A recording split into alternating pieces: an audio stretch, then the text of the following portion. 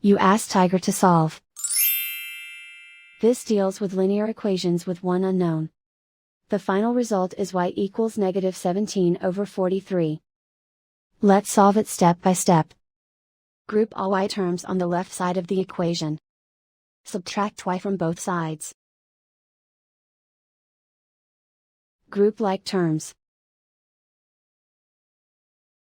Simplify the arithmetic. Group like terms.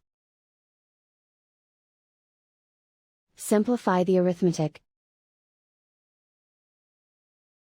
Group all constants on the right side of the equation. Add 8 to both sides.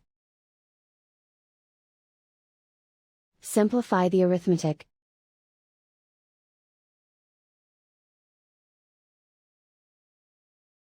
Isolate the y. Divide both sides by 86. Simplify the fraction. Find the greatest common factor of the numerator and denominator.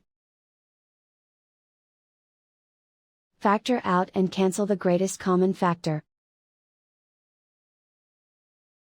And so the final result is y equals -17/43.